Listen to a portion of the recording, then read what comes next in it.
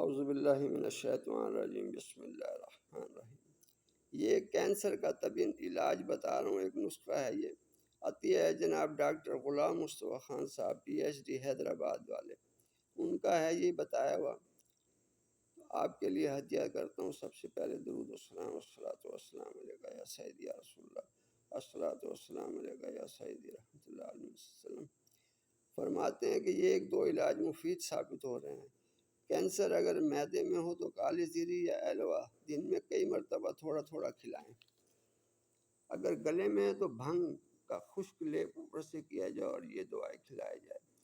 تھوڑی سی بھنگ لے کے اس کو رگڑ کے ہلکی سی اس کا لیپ کریں، دوائی کھلانی۔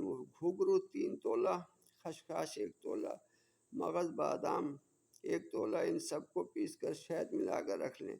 یہ 1 دن کی خوراک ہے، دن بھر چٹاتے رہیں، اللہ تعالیٰ فضل فرمائے گا۔ یہ لاجواب جو ہے نا عمل آپ کے لیے بتایا۔ شکریہ جی، دعاؤں میں یاد رکھیں، چینل کو سبسکرائب کریں۔ السلام علیکم۔